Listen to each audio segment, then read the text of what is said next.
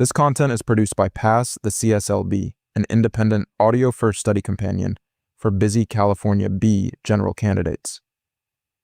I build these lessons from official CSLB study guide topics and reputable source-backed California materials so you can study on the go. This is exam prep reinforcement, not legal, professional, engineering, or job-specific advice. Exam content is set by PSI and the CSLB and may change, so always verify current requirements against official CSLB materials. No exam outcome is guaranteed. Now let's get into it. A roof does not become compliant because it looks reflective, feels cooler, or carries a broad energy-saving claim. The central field principle is simpler and stricter. I need an unbroken chain from the approved energy compliance path to a rated roofing product to the material actually installed, and finally to the signed installation record. If one link changes, the contractor has to stop and resolve that change before concealing the work or reaching final inspection. Imagine a supplier delivers the correct color and profile, but the product identifier does not match the approved paperwork. The crew may see a perfectly usable roofing product. The energy documents see a substitution. That substitution can change the roof's certified thermal values and break a trade-off made elsewhere in the building. The practical choice is to hold the material, compare the label with the approved documents, and obtain an approved resolution before installation. That habit is the heart of this lesson. The two properties behind a cool roof do different jobs. Solar reflectance describes how well the surface sends incoming solar energy away before that energy becomes heat in the roof. Thermal emittance describes how well the material releases heat after the material has absorbed it. A product can perform strongly in one property and less strongly in the other, so the terms are not interchangeable. I put the comparison on screen because the shortest memory connection is useful. Solar reflectance is the shield. Thermal emittance is the exhaust. The shield turns energy away. The exhaust releases heat that got through and was absorbed. That memory cue does not replace the listed values, but it keeps the two ideas from trading places in your head. This distinction matters during procurement. A package might advertise reflectivity without proving the emittance required by the approved compliance path. A shiny surface is not enough evidence, appearance is not a rating, and color by itself is not a compliance method. Modern roofing can use reflective pigments and still come in darker architectural colors.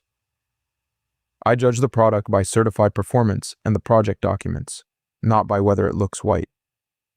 The Solar Reflectance Index combines solar reflectance and thermal emittance into one calculated performance measure. It can support a permitted compliance option when the governing documents use that path. I do not need to perform energy modeling in the field. I need to recognize the metric, read the approved path, and verify that the selected and delivered product matches it. One more distinction is important. The code relies on aged performance because exposure, dirt, and weathering can change a roof surface after installation. The value used for compliance is the 3-year aged solar reflectance, not merely the clean initial value printed for a new product. If a submittal shows several numbers, I locate the certified aged value required by the compliance documents instead of choosing the largest number on the page. California recognizes the Cool Roof Rating Council as the rating and labeling authority for cool roof products under this compliance system. In field terms, that gives me a specific checkpoint. I compare the product identification and certified values on the rating information with the approved energy documents before the material becomes part of the building. The best time for this check is at delivery, not after fastening thousands of square feet. I confirm the product name, product identification, profile or type, color when relevant, and certified aged solar reflectance and thermal emittance. I also confirm that those details belong to the exact delivered product, not a similar sample, a sales brochure, or a different color in the same product family. Consider a hypothetical delivery of concrete tile. The tile visually matches the architectural selection, but the pallets have no valid rating information. The crew wants to stock the roof and begin. I would stop that sequence. Without verified rating data, the official default values apply, and those defaults may not support the approved compliance path. Rejecting or quarantining the questionable delivery is far cheaper than discovering the problem at closeout. For unrated asphalt shingles, the default aged solar reflectance is 0.08, and the default thermal emittance is 0.75.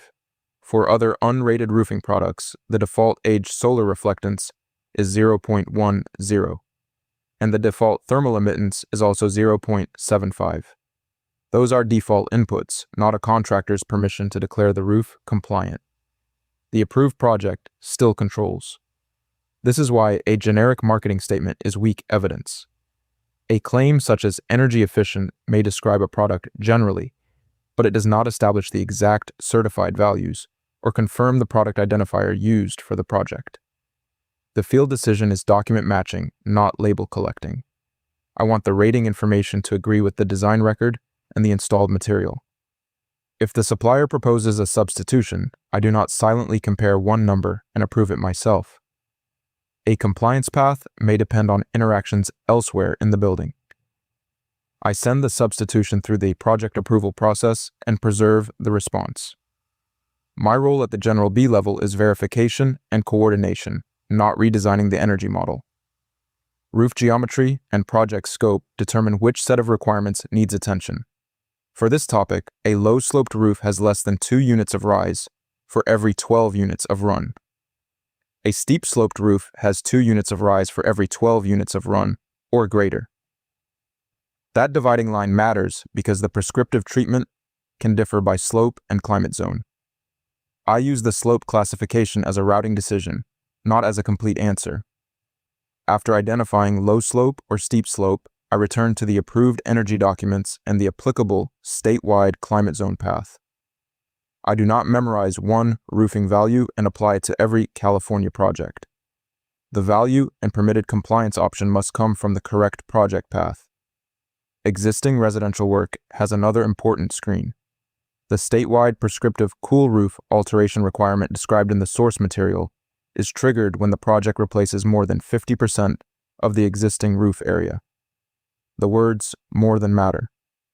A small repair does not automatically become a whole roof energy upgrade, while a major re-roof can cross the trigger. Suppose an existing roof contains 2,000 square feet, and the scope replaces 1,100 square feet. 1,100 divided by 2,000 is 55%, so the replacement is more than half of the existing roof area. That tells me to address the alteration requirement and any approved exception before ordering the finished roofing. The calculation is simple, but doing it late can be expensive. The source material also identifies a statewide prescriptive exemption for a new residential addition of 300 square feet or less. I still verify the plans, permit documents, and any other applicable requirements. An exemption from this particular prescriptive cool roof provision does not erase the rest of the building code or authorize me to ignore the approved project documents. Here is the practical estimating connection. I separate roof area being repaired from roof area being replaced, calculate the percentage against the existing roof area, identify slope classification, and confirm the climate zone compliance path. That protects the estimate from treating a minor patch, a major alteration, and a new addition as though they were the same kind of work. Some steep slope alteration paths allow specified alternatives instead of relying only on a qualifying cool roof finish. The source material identifies examples such as ceiling insulation of at least R38, a qualifying attic radiant barrier, the absence of attic ducts in specified climate zones, or a continuous 1-inch airspace between the roof deck and roofing product. These are not casual field swaps. I confirm that the particular alternative is allowed for the project and is reflected in the compliance documentation. I do not promise a homeowner that adding insulation automatically permits any dark roof. The approved path, surrounding conditions, climate zone, and documented installation all matter. If the project changes from the specified roof product to an alternative envelope measure, that change needs the proper review and record. Field-applied liquid coatings require the same discipline. A coating does not qualify just because it is white or sold as reflective.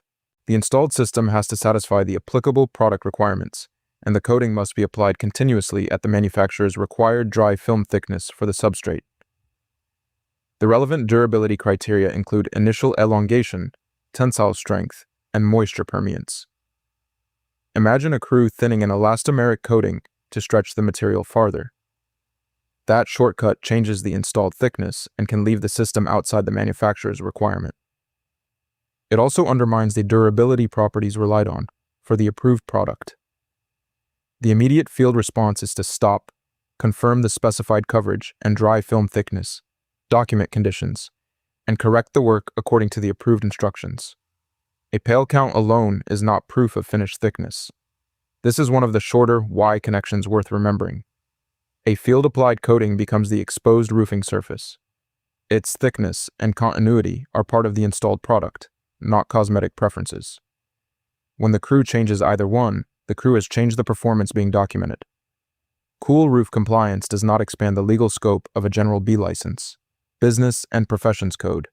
Section 7057 centers the General B classification on projects requiring at least 2 unrelated building trades or crafts with the stated single trade exception for framing or carpentry. Standalone roofing is a different situation. If a homeowner wants only a tear-off and re-roof, a contractor holding only the General B classification may not self-perform that standalone roofing work.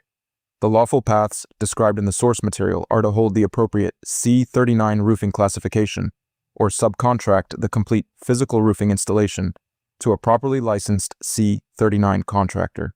The General B may hold the prime contract and coordinate the project when the specialty work is properly subcontracted, but the B classification alone does not become a master license for self-performing any single trade. Now change the hypothetical scope. Suppose a larger remodel genuinely requires at least 2 unrelated trades and falls within the General B classification. The licensing analysis is different from the roof-only contract. I still verify who is performing each portion, whether the necessary classifications are active, and whether the contract scope matches the actual work. I do not manufacture a token second trade merely to disguise a standalone roofing project. There is also a specific insurance checkpoint. The source material states that every C39 roofing contractor must carry active workers' compensation insurance, even when that contractor reports having no employees. When I hire a C39 subcontractor, I verify both the active specialty license and the required active workers' compensation coverage. A verbal assurance is not the same as verification. This licensing boundary and the energy rules operate at the same time. A perfectly rated roofing product installed by someone working outside the permitted classification does not cure the licensing problem. A properly licensed roofer installing an unapproved product does not cure the energy compliance problem. The superintendent has to manage both tracks. The final track is documentation. The design compliance record establishes the approved path. The product rating information identifies the certified material values. Field records show what arrived and what was installed. The CF2RENV04E Certificate of Installation closes the loop for roofing, ventilation, and radiant barriers. The source material identifies several field entries on that certificate. The Cool Roof Rating Council product identification, roof pitch, installed aged solar reflectance, and the net free area of attic ventilation. A responsible person eligible under Division 3 of the Business and Professions Code signs the declaration under penalty of perjury. That is not a casual end-of-job checklist. I would build the record as the work proceeds. Before ordering, I identify the approved path. At delivery, I capture the product identification and rating information. During installation, I verify that the product, slope condition, ventilation information, on any coating or alternative measure, match the approved documents. At closeout, the responsible person completes and signs the installation certificate, using the actual installed conditions. If the records wait until the end, the superintendent may be forced to reconstruct hidden facts from invoices, photographs, and memory. That creates uncertainty exactly when the inspector needs a clean match. Good documentation is not extra paperwork attached to the real work. It is the evidence that the installed work is the work the approved compliance path expected.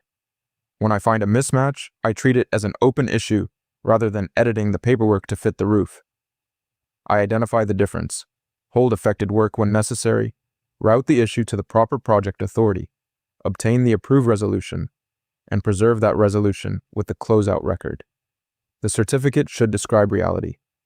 The complete memory chain is plan, label, installation, certificate.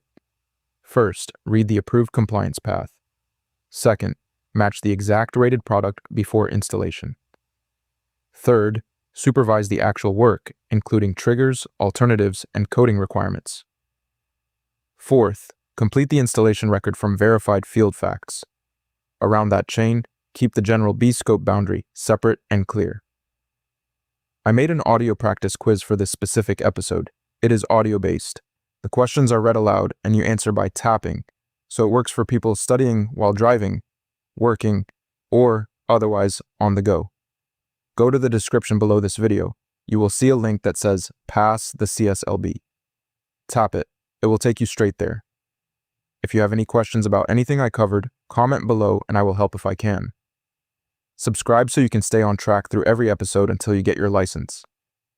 I am rooting for you, and I will keep guiding you one clear step at a time.